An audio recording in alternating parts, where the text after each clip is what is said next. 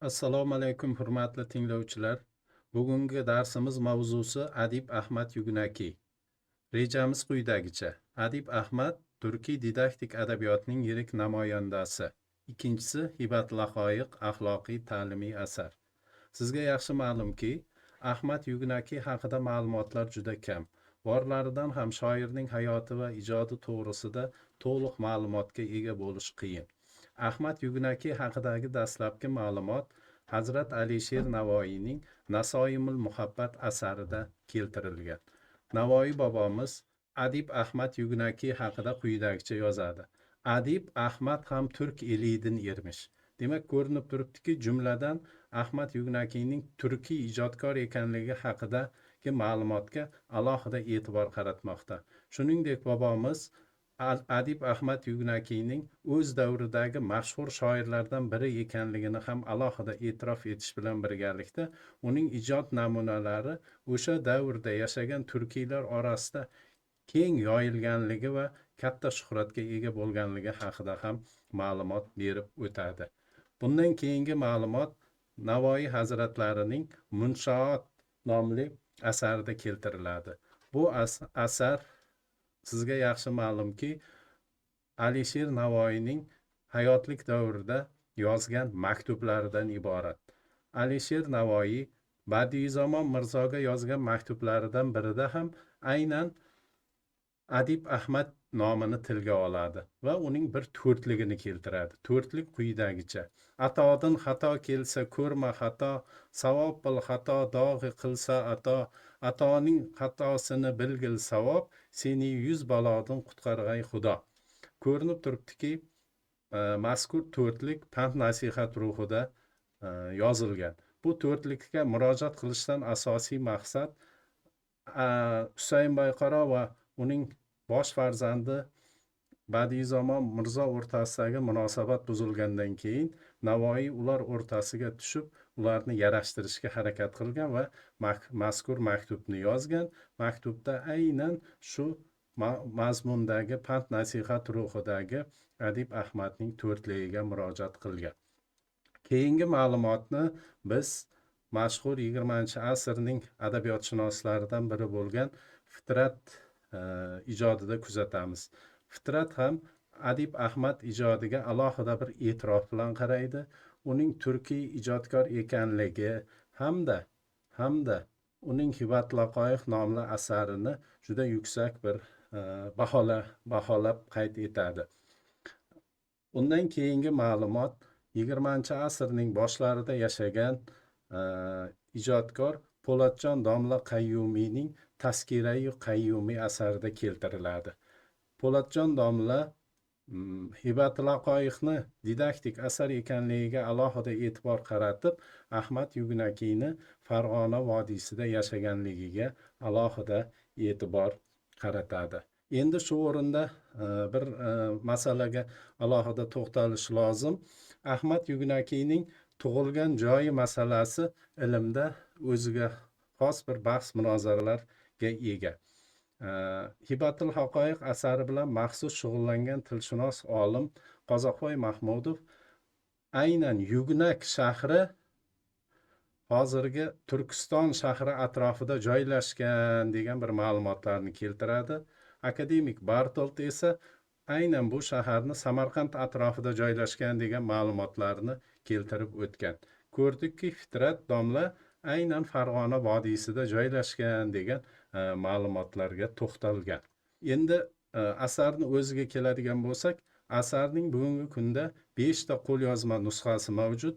Bu nusxalarning ikkitasi nisbatan to'liqroq variant, qolgan 3 talarida esa nisbatan hajm masalasi bir-biridan jiddiy farq qiladi. Aynan Qozoqboy Mahmudov mana shu 5 nusxani ham maxsus o'rganib, asarning tanqidiy matnini tuzgan hamda uning hajmi 256 baytdan iborat ekanligini aniqlagan. Biz yuqorida Navoiy bobomizning Munshootda keltirgan to'rtligi ham aynan Hibat Laqoyiq asarida, hozirgi Hibatul Haqoiq asarida uchramaydi.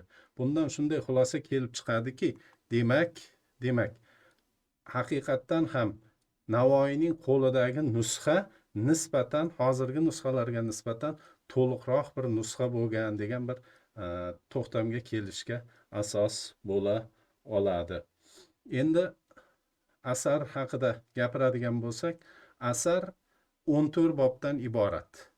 Aynan asar sof didaktik adabiyot namunasi hisoblanadi. U an'anaviy muqaddima bilan boshlanadi.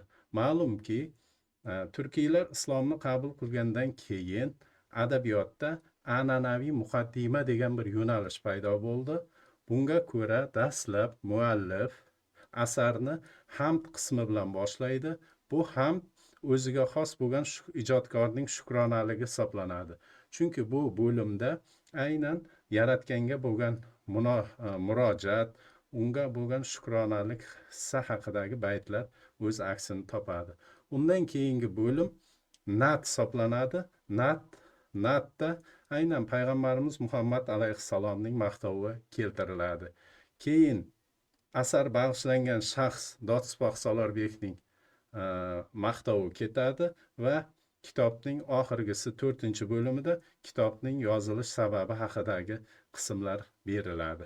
Shu o'rinda bir narsani alohida ta'kidlash kerakki, aynan asar bag'ishlangan shaxs Dodspoq Solorbekning kim ekanligi haqidagi ma'lumotlar ham ilmda ancha o'ziga xos bir bahs munozaralarga sabab bo'lgan deyish mumkin.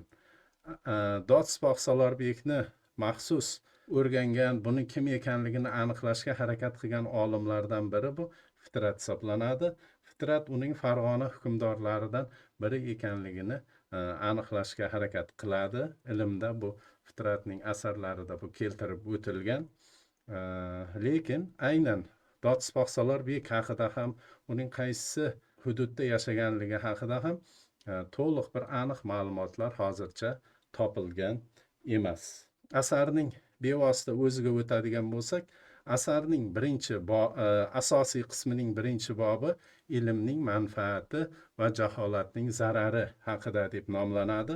Bu bo'limda aynan bilimning inson uchun naqadar bir zarur ekanligi haqidagi ma'lumotlar Adib Ahmadning o'ziga xos bir kuzatishlari asosida qiziqarli bir dalillar, qiziqarli boy tashbihlarga, o'xshatishlarga burkangan bir misralar asosida qayd etiladi desak mubolag'a bo'lmaydi. E'tibor qilamiz. Bilim haqida so'zlayman, so'zimga quloq sol. Ilmli kishiga o'zingni yaqin tut. Bilim bilan saodat yo'li ochiladi. Shunga ko'ra ilmli bo'l, baxt yo'lini izla. Bu birinchi, demak, bilim haqidagi bobning birinchi dastlabki misralari. Bundan keyin ijodkorning o'ziga xos bo'lgan bir o'xshatishlari kuzatiladi. Bu o'xshatishlarni boshqa ijodkorlarda uchratish nihoyatda qiyin. E'tibor qilamiz. Bilimli kishi qimmatbaholik dinordir. Ilmsiz johil kishi esa qimmatsiz yemishdir. Bilimli kishi bilan bilimsiz odam qachon teng bo'ladi? Bilimli xotin kishi er kishidir, bilimsiz erkak xotin kishidir. Bunga o'xshatishlar bo'limni o'qish davomida yana ham ko'plab uchraydi. Yana bir o'ziga xos bo'lgan original o'xshatishni kuzatamiz. E'tibor qiling.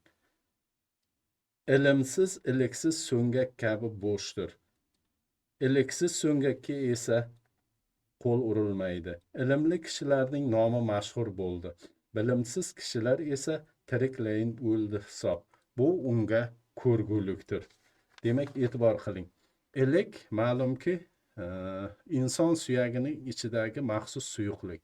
Bu agar ilik bo'lmaydigan bo'lsa, suyak oddiy bir inson tanasini ko'tara olmaydigan bir oddiy holatga kelib qoladi. Demak, obrazli qilib aytganda, bilim ham inson uchun xuddi shunday vazifani bajarishi kerak ekan. Demak, shoirning tasavvuricha. Bunaqa bir ajoyib, qiziqarli, o'ziga xos bo'lgan kuzatishlar, qarashlar, fikrlar keyingi bobda ham davom etadi. Keyingi bob bu til odobi masalasiga bag'ishlangan. Ma'lumki, til insonlar o'rtasidagi asosiy aloqa vositasi hisoblanadi. Bundagi asosiy e'tibor kishilar o'rtasidagi o'zaro muomalaga qaratiladi. E'tibor qiling. Bilimli kishi nimalarni so'zlaydi? Sen unga quloq sol. Adablar boshi tildir. Uni tiymoq zarur. Tilingni tiy, tishing sinmasin. Agar so'zlab yuborsang, chiqib qolsa, tishingni sindiradi. O'ylab so'zlagan kishining so'zi to'g'ridir. O'rinsiz ko'p vaysagan til shafqatsiz yovdir. So'zing achchiq, tilingni tiyib tut. Erk berilgan til bir kun boshingga yetadi.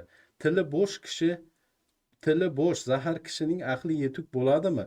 Til va so'z bo'shi ko'p kishilarning boshini yedi. Kishini o'chakishtirma, uning tilini bil. Bu til yaralansa tuzalmaydi. O'q yarasi esa bitib ketadi. Mana ko'rinib turibdiki, haqiqatdan ham til jarohati bitishi juda ham qiyin. O'q jarohati esa bitib ketadi. Demak, haqiqatdan ham insonlarga ozor berish bu uzoq yillar davomida bir ko'ngil xirachiligiga olib kelishi haqidagi bir donishmandona fikrlar, demak, o'sha davrlardayoq Adib Ahmad tomonidan ilgari surilyapti. Bundan tashqari asarda kamtarlik haqida, ochko'zlik haqida, jaholatning zarari haqida, yana bir falsafiy bo'lim borki, dunyoning o'zgarib turishi haqida qiziqarli bir fikrlar yuritilgan. Endi yana bir masala haqida shu o'rinda gapirib ketishni lozim hisobladim. Asarning janr xususiyatlari ham juda ham bir adabiyotshunoslik ilmida o'ziga xos bo'lgan bir kuzatishlarga sabab bo'ladi. Asar to'rtliklar tarzida yozilgan. Bu turkiy adabiyotdagi bir noyob hodisa hisoblanadi. Sababi biz yaxshi bilamizki, to'rtliklar og'zaki adabiyotning asosiy yetakchi shakllaridan biri hisoblanadi. Aynan Adib Ahmad Yugnaki ham mana shu asarni yozishda xalq uchun qulay bo'lgan to'rtliklarni tanladi va o'zining fikrlarini mana shu to'rtliklar shaklida yaratishga harakat qildi.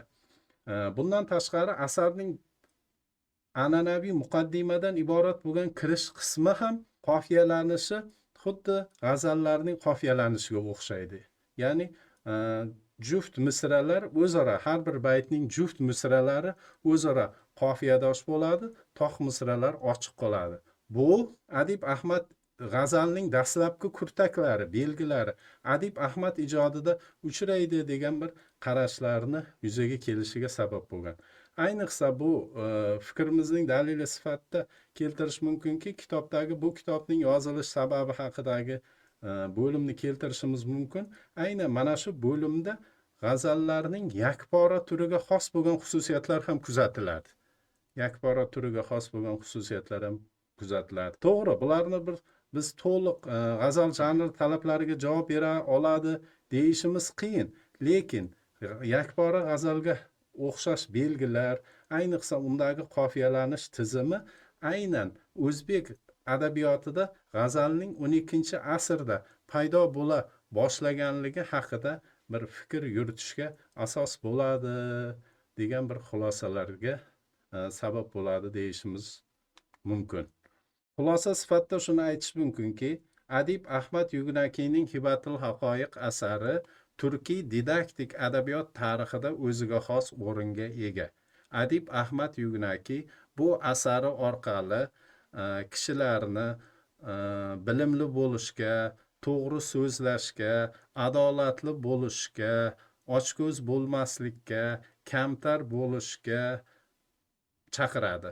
Hamda o'zining komil inson haqidagi butun g'oyalarini mana shu asarga singdirgan deyishimiz mumkin.